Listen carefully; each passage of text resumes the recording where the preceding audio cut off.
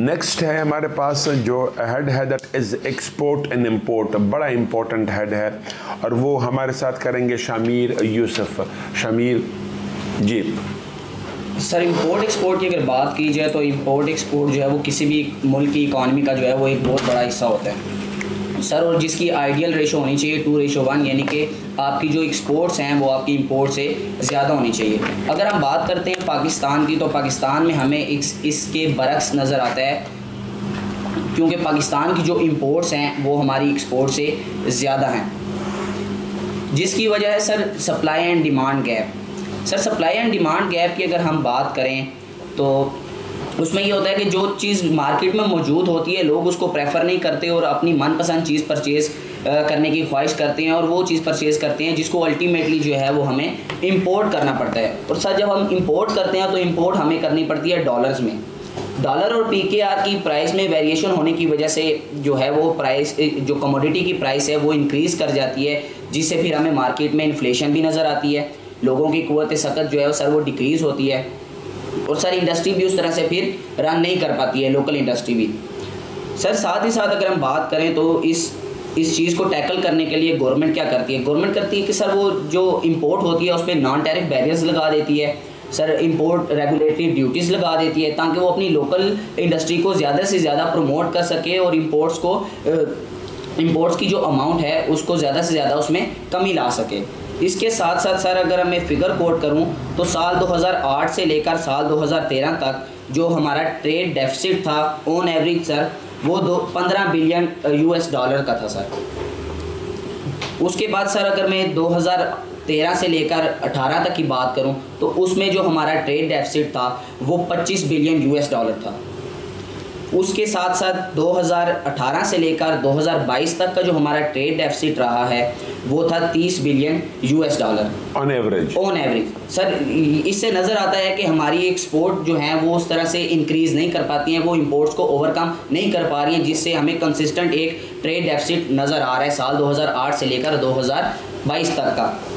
Sir हमारी government जो है उस टाइम की गवर्नमेंट ने जो है वो 2008 से लेकर 18 तक की गवर्नमेंट ने सर कुछ पॉलिसीज़ इंट्रोड्यूस कराई सर, जिसमें से एक था कि strategic trade policy framework introduce कराया था, जिसमें जो हमने अचीव करना था, हमारा टारगेट ये था कि हमने अपनी एक्सपोर्ट्स को ज़्यादा से ज़्यादा जो है वो इंक्रीज़ करना है और इंपोर्ट्स को जो है वो कम से कम करना है। सर ये 2009 में इंट्रोड्यूस कराई गई थी सर सेम पॉलिसी जो है वो इस पर जो काम किया गया था 2015 में और फिर 2020 में। इस पॉलिसी पे जो है वो तीनों टेन्योर में जो है वो वक्तन फ़वक्तन काम किया गया।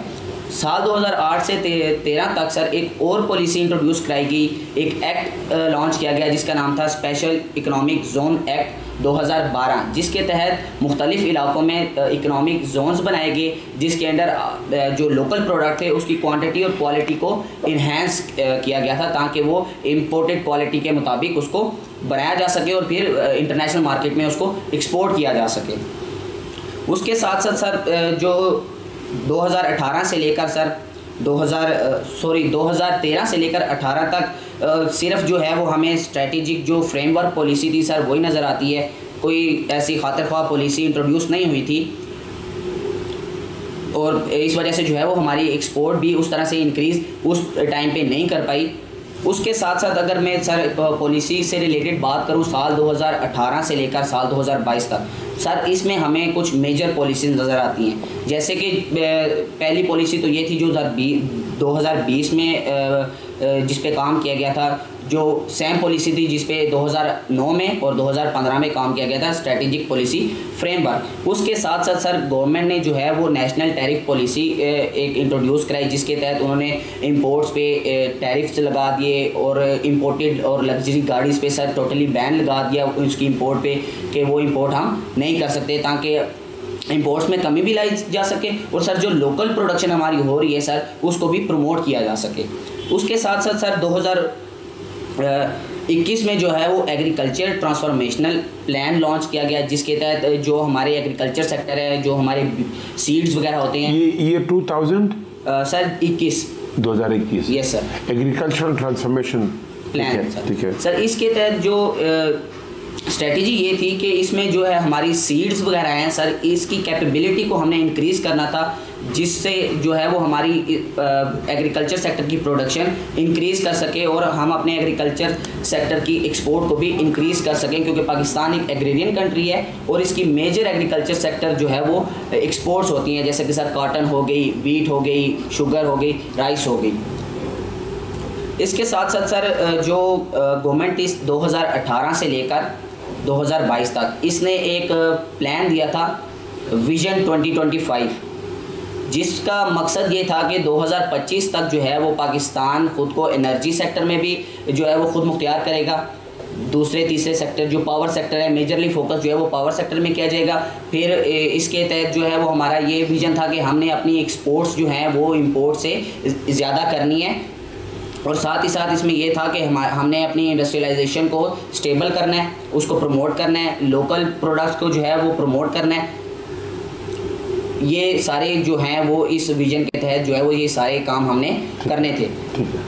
इसके बाद सर एक जो चीज़ है जिसकी वजह से हमारी इंपोर्ट्स जो हैं वो एक्सपोर्ट से ज़्यादा हैं कि हमारा attitude as a calm attitude कुछ ऐसा है कि हम ख़ुद मेहनत करने के बजाय दूसरों की मेहनत पे रिलाई करते हैं, जिसके तहत सर हम ये करते हैं कि हमने जो एक्सपोर्ट हमारी होती हैं, जो लोकल प्रोडक्शन हमारी होती है, हम उसकी बजाय उसको इंक्रीज़ करने के बजाय या जो प्रोडक्ट हम यहाँ पे बना सकते हैं उसको बनाने के बजाय सर हम बनी बनाई चीज़ बाहर से इंपोर्ट करते हैं, जिसकी वजह से भी हमारी इंपोर्ट में इजाफा हो जाता है। फिर हमारी लोकल इंडस्ट्री को भी नुकसान होता है, उसकी भी प्रमोशन नहीं होती है, और फिर जो है वो अल्टीमेटली जो नुकसान होता है वो फिर ये होता है कि हमारा करंट अकाउंट डेफिसिट में चला जाता है।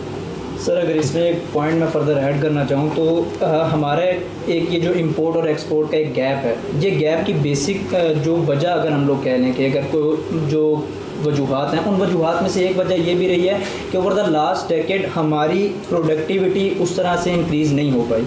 उसकी वजह क्या है कि जो फॉरेन इन्वेस्टर्स हैं या फॉरेन आपके जितने भी इन्वेस्ट करना चाह रहे हैं, इंडस्ट्रीज लगाना चाह रहे हैं, उन लोगों ने उस तरीके से बहुत रिजर्व रह के अब हमारे मुल्क में जो है वो इसको ट्रेड फाइनेंसिंग की है। अब ट्रेड फाइनेंसिंग में मैं कह लूँ कि अगर हमारे मुल्क में एक तो इंडस्ट्रीज़ बहुत कम थी, उसकी वजह से लैक ये हुआ कि हमारी प्रोडक्टिविटी जो लेवल है वो बहुत कम रहा। प्रोडक्टिविटी लेवल कम रहा तो ऑब्वियस सी बात है कि हमें इंपोर्ट्स पर ज़्यादा इंतज़ार करना पड़ा। लेकिन ओवर द लास्ट टाइम हमने कुछ पॉलिसीज़, जिस तरह से शामिर ने बताया कि कुछ पॉलिसीज़ ऐसी आ रही हैं जो हमारी प्रोडक्टिविटी लेवल को एक बूस्ट की तरफ लेके जाना चाह रही हैं, ताकि हम लोग रिलाई ना करें इंपोर्ट्स पर और अपनी प्रोडक्टिविटी को इतना इंक्रीज़ करें कि हम इंपोर्ट और एक्सपोर्ट का जो गैप है इसको कम कर सकें। ठीक है सर, इसके साथ साथ अगर इंपोर्ट एक्सपोर्ट के गैप को मज़ीद ओवरकम करना है तो हमें गवर्नेंस स्ट्रॉन्ग करनी होगी, क्योंकि सर जब तक गवर्नेंस स्ट्रॉन्ग नहीं होगी पॉलिटिकल स्टेबिलिटी नहीं आएगी, और पॉलिटिकल स्टेबिलिटी बहुत इंपॉर्टेंट है इकोनॉमिक स्टेबिलिटी के लिए।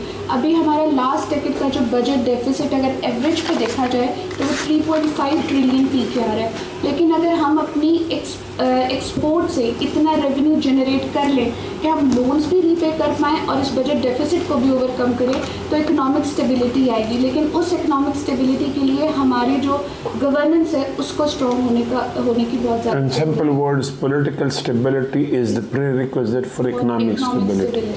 हाँ, इस साल ये एक बहुत इम्पोर्टेंट टॉपिक भी है फॉर ऐसे आई टेल यू। तो पीएमएस वाले जो हैं, जो अभी पीएमएस आ रहे हैं और सीएसएस, उसके लिए ये लोग तैयार करें। अच्छा, किसी और ने ऐड करना है या मैं इसको कंक्लूड करूँ? Thank you.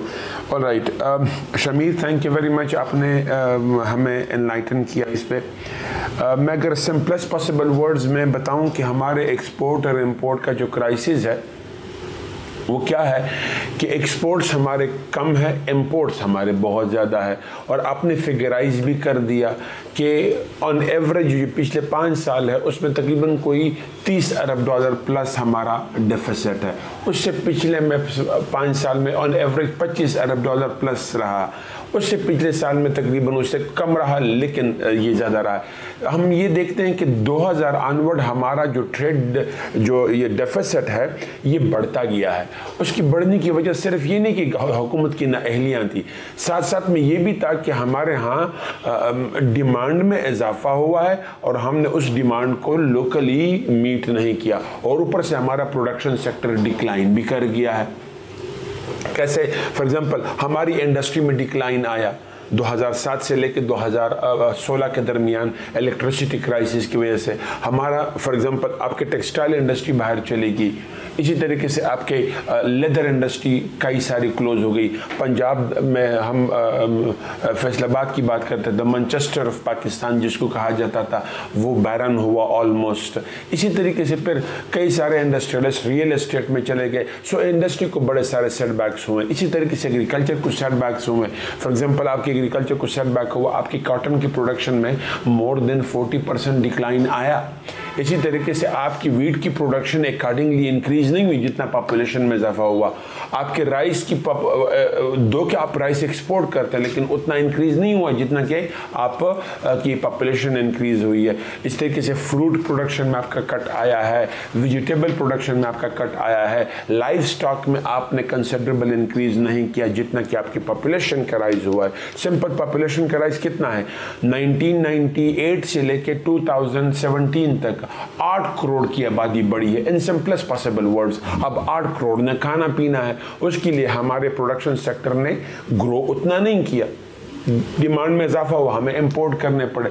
So one major factor is आपका प्रोडक्शन सेक्टर डिक्लाइन कर गया जिसकी वजह से आपके एक्सपोर्ट्स में कमी रही, इंपोर्ट में इजाफा हुआ। दूसरा आपकी पॉपुलेशन में इंक्रीज हुआ और पॉपुलेशन के इंक्रीज ने डिमांड में इजाफा कर दिया, इंपोर्ट में इजाफा हुआ।